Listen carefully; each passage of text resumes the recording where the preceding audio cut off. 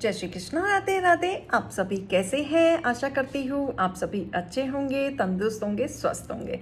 आज मैं आपके सामने फिर से एक रीडिंग के साथ आई हूँ। रीडिंग में इतना ही कहूँगी, जितना रेजोनेट होता है उतना लीजिएगा, बाकी दूसरों के लिए छोड़ दीजिएगा।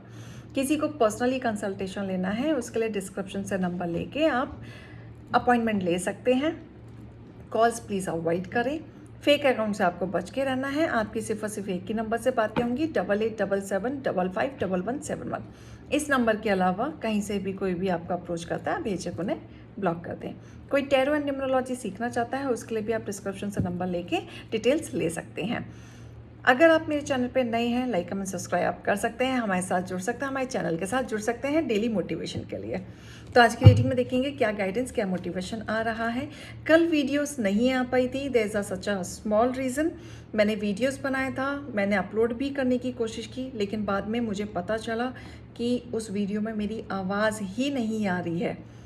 मैंने पूरी कोशिश की उसे ठीक करने की, बट वो नहीं हो पाया और टाइम पे आपको वीडियो नहीं मिल पाई। एंड वही वीडियो आज मैं फिर से बनाने जा रही हूँ। जो भी अभी इंट्यूशन के द्वारा जो भी मुझे चीज़ें उस समय आई थी, मैं दोबारा से फ्रेश बनाने जा रही हूँ।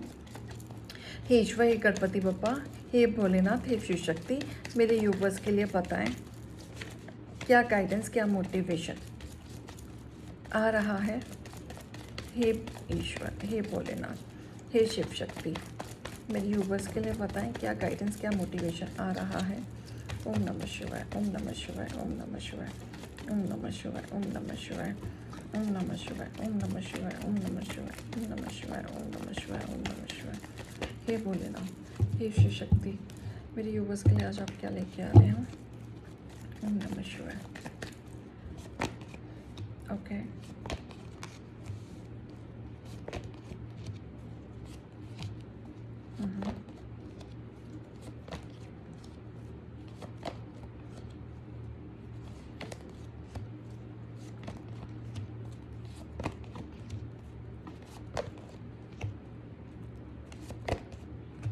Okay, bottom of the deck.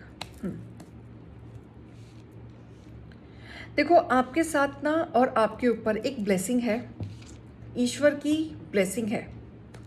इन दिनों काफ़ी लोग मुझे टेंपल जाते हुए दिख रहे हैं, भगवान को याद करते हुए दिख रहे हैं, पूजा पाठ करते हुए दिख रहे हैं। किसी ने इन दिनों जाप शुरुआत की है। भरपूर ब्लेसिंग है आपके ऊपर और आपका ऑरा बहुत ज़्यादा स्ट्रॉन्ग है। मैं ये कह सकती हूँ कि अगर कोई इंसान आपके सामने डट नहीं पा रहा है तो just because of your aura. आपका ऑरा बहुत ही ज़्यादा स्ट्रॉन्ग है। इतना ज़्यादा स्ट्रॉन्ग है कि कोई इंसान अगर आपकी लाइफ में नेगेटिविटी डालने की कोशिश करता है या आपको भड़काने की कोशिश करता है या आपके साथ छल कपट करने की कोशिश करता है, तो वो इंसान आपके सामने ज़्यादा दिन टिक नहीं पाता है। वो आपकी लाइफ से किसी न किसी तरीके से गायब हो जाता है।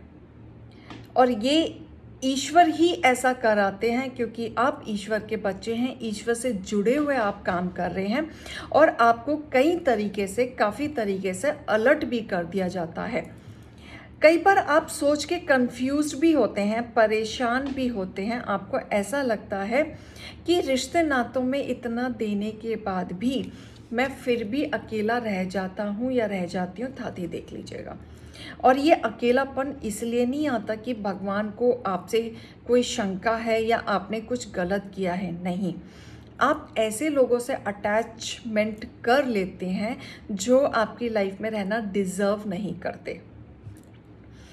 आप अपने तरीके से चलते हैं और आपका जो ऑरा है, आपका जो ज्ञान है, आप अगर लोगों को ज्ञान भी देने आते हैं ना सामने से, कुछ भी एक्शन लेके, कुछ भी आप सामने से नॉलेज देंगे, काउंसलिंग करेंगे, तो सामने वाले को आपकी बातें डाइजेस्ट नहीं होंगी, हजम नहीं होंगी। सामने वाले को ये लगने लगेगा कि आप बहुत ज़्यादा ज्ञान दे रहे हैं, बहुत ज़्यादा उन्हें समझाने की कोशिश कर रहे हैं, लेकिन आप हर रिश्ते में बहुत ज़्यादा एफर्ट्स डालते हैं, बहुत कार्य करते हैं, आगे बढ़ने की कोशिश करते हैं, लेकिन उस हिसाब से काम नहीं हो पाता जिस हिसाब से आप सोचते हैं। ये रुकावटें आती हैं और ये हालांकि आप अपने ऊपर ही ब्लेम लगाना शुरू कर देते हैं। यहाँ पे मुझे ऐसा भी दिख रहा है कि आप काफ़ी इन्वेस्ट भी करते हैं, कुछ भी हो, रिश्ते हो, करियर हो, फाइनेंस हो, फ्रेंड सर्कल हो, एनीथिंग। किसी के साथ भी अगर आप जुड़ते हैं तो आप इन्वेस्ट बहुत ज़्यादा करते हैं और ये इन्वेस्ट आपके लिए बहुत प्योरिटी वाला होता है, लेकिन उस बेस में आपको नेगेटिविटी ही झेलना पड़ता है और आपको लगता है कि मैंने जितना इन्वेस्ट किया वो फालतू गया। क्योंकि जब हम किसी से समय निकाल के बातें भी कर रहे होते हैं तो वो एक इन्वेस्टमेंट ही होता है, क्योंकि आपने समय निकाल के किसी से बात किया, नहीं तो उस दौरान आप वो 1 घंटा किसी और चीज़ के लिए यूटिलाइज कर सकते थे। तो ये जो आप इन्वेस्ट करते हैं ना, ये आपको कहीं ना कहीं बेकार लगने लगता है, क्योंकि आपके सामने कोई इंसान टिक नहीं पाता है। आपके सामने जो पर्सन आता है ना, मस्त मौला इंसान, जिनको बहुत ज़्यादा ज़रूरत होती है, आपसे जुड़ने की कोशिश वही लोग करते हैं जिनको फाइनेंशियली कोई काम हो या आपसे कोई ना कोई मौका ऐसा मिल रहा हो कि वो काम आप ही कर सकते हैं, तो ही इंसान आपके पास आता है और वो बहुत प्यार से डील करके आपसे काम निकलवाने की कोशिश करता है। जैसे ही काम ख़त्म हो जाता है वो इंसान अपने रास्ते चला जाता है। लेकिन यहाँ पे निराशा होने की ज़रूरत नहीं है, कि यहाँ पे ईश्वर ही बोल रहे हैं अपने ऑरा को पहचानो, अपने पावर को पहचानो, अपनी चीज़ों को पहचानो। क्योंकि अगर कोई इंसान आपके सामने नहीं रुक पा रहा है तो कोई ना कोई ईश्वरी शक्ति की ऊर्जा आपके साथ चल रही है और वही आपको प्रोटेक्ट कर रहे हैं और उन्होंने आपका ऑरा, आपका पावर इस तरीके से स्ट्रॉन्ग कर रखा है कि कोई भी इंसान रफ्तार से आ जाए लेकिन आपके पास डट नहीं पाता है अपने फ़ायदे के लिए। कन्फ्यूज़न में वो रहता ही रहता है और जिसमें आप अपने आप को ब्लेम करने लगते हैं कि सारी चीज़ें करने के बाद भी इंसान आपकी लाइफ में क्यों नहीं टिकता। वो इसलिए नहीं टिकता क्योंकि आपकी ऊर्जा इतनी तेज है कि वो आपकी ऊर्जा को झेल ही नहीं पाता। यहाँ पे अगर दो इंसान हैं, एक नेगेटिव और एक पॉजिटिव, एक प्योर दिल का है और एक पुराने सोच का है और एक बहुत ज़्यादा प्रैक्टिकल है और अपने फ़ायदे के लिए सोच रहा है, तो नेगेटिव इंसान पॉजिटिव इंसान के सामने ज़्यादा दिन टिक नहीं पाता, बिल्कुल नहीं टिक पाता, क्योंकि ना उसकी बातों को डाइजेस्ट कर पाएगा, ना उसके ऑरा को डाइजेस्ट कर पाएगा, ना उसके आजू बाजू के ऑरा को पसंद कर पाएगा और वो कंफ्यूज ही रहेगा। ठीक है, और आपके साथ ऐसा होगा कि ईश्वर कुछ ऐसा रफ्तार से करेंगे कि आप दोनों के बीच में या तो लड़ाई हो जाएगी या तो मिसअंडरस्टैंडिंग हो जाएगी या तो कुछ ना कुछ मतभेद ऐसा आ जाएगा, वो इंसान किसी न किसी बहाने से आपके जीवन से ज़रूर निकल जाएगा। अगर वो इंसान प्योर नहीं है, अगर वो इंसान छल कपट वाला इंसान है, अगर उसका दिल और दिमाग आपके लिए कोई छल में चल रहा है, ये अपने फ़ायदे के लिए चल रहा है, तो ये इंसान आपके सामने नहीं टिक पाएगा, चाहे आप कितनी भी कोशिश कर लें। जो सही गलत है वही सारी चीज़ें आपके सामने आएंगी ही आएंगी। तो यहाँ पे ऐसा चीज़ें दिखा रहा है कि सामने वाला जो पर्सन भी जो आप डील करते हैं ना, वो बहुत ईगोइस्ट पर्सन होते हैं। वो आपकी फीलिंग्स को नहीं समझते, आपके ऑरा को नहीं समझते, आपकी पावर को नहीं समझते, आपके इनोसेंस को नहीं समझते। ये अपने ही घमंड में रहते हैं, इन्हें लगता है इनको हर चीज़ की जानकारी है, ये सब कुछ जानते हैं, इन्हें कुछ समझने की ज़रूरत नहीं, इन्हें कुछ जानने की ज़रूरत नहीं और इन्हें समझाने की ज़रूरत नहीं, इन्हें ज्ञान की भाषा भी समझ में नहीं आती। ये पर्सन बहुत ही ज़्यादा ईगोइस्ट पर्सन है और यही एक रीज़न है कि आपके सामने ईश्वर उन्हीं लोगों को भेजेंगे जो आपके ऑरा को झेल सकता है। हालांकि आपके जीवन में बहुत कम लोग हैं जो आपके साथ इमोशनली कनेक्टेड हैं, जो आपकी चीज़ों को समझते हैं, बहुत कम लोग हैं जो प्योरिटी वाले लोग हैं। ज़रूरी नहीं है कि आप 10 लोगों को पसंद करते हैं तो 10 के 10 लोग आपके साथ जुड़े हुए हैं। कम लोग होंगे लेकिन वही लोग होंगे जो दिल के साफ सुथरे लोग होंगे और उनके साथ बॉन्डिंग आपकी बहुत अच्छी बनेगी और जो बेकार लोग होंगे वो आपके साथ डट ही नहीं पाएंगे, क्योंकि आपका ऑरा बहुत स्ट्रॉन्ग है। बहुत ज़्यादा स्ट्रॉन्ग है। आपके हेटर्स किसी न किसी को पैसे देते रहते हैं आपसे बदला लेने के लिए, कोई ना कोई षड्यंत्र ज़रूर करते रहते हैं, आपको गिराने के लिए कोशिश करते रहते हैं, लेकिन ये कामयाब नहीं हो पाते।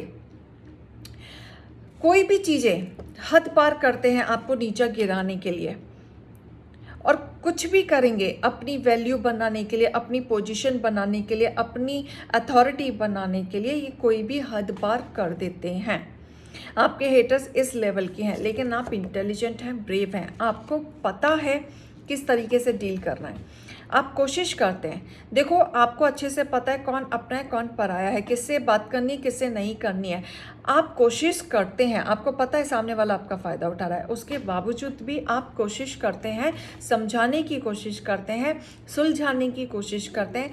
आप ऐसे नहीं करते कि ठीक है तुम्हें समझ नहीं आ रहा तुम जाओ, ऐसे नहीं करते। आप समझाते हैं, एटलीस्ट आप अपनी तरफ से एफर्ट्स डालते हैं। लेकिन तब भी इंसान बेवकूफ़ी पने पे आता है तो ये कह लो कि उसका काल निश्चित है। ईश्वर खुद नहीं चाहता कि वो औरा आपके साथ और ज़्यादा देर रुके, इसीलिए ईश्वर भी उनका दिमाग भ्रमित कर देते हैं और उस इंसान को आपके लाइफ से निकाल देते हैं। आप अपने सपने की तरफ बढ़ रहे हैं और जैसे ही आप बढ़ रहे हैं, किसी को यहाँ पे अंदर ही अंदर डर आ रहा है बहुत ज़्यादा। तो यहाँ पे डर सता रहा है किसी को, लेकिन यहाँ पे कहते हैं ना, इंद्रदेव जी आए हैं आपके ब्लेसिंग को लेके। आपको बोला जा रहा है कि आप नेगेटिव थिंकिंग से निकलें।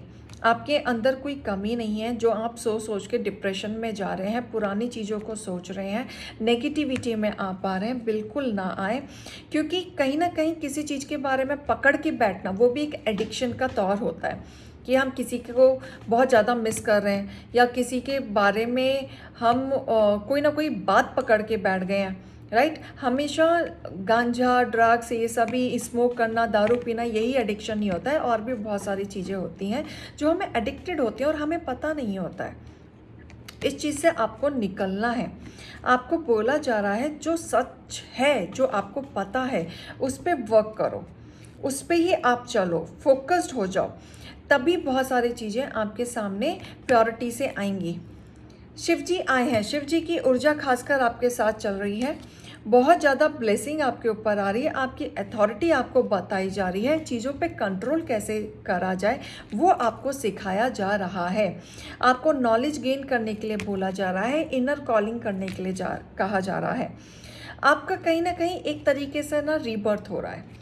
मतलब आपने अपनी लाइफ में ऐसे ठोकर खा लिए कि अब आपको ऐसा लग रहा है कि अब मैं बहुत कुछ एक्सपीरियंस कर चुका हूँ या कर चुकी हूँ। अवेकनिंग हो चुकी है, लोगों की सच्चाई काफ़ी सामने आई है।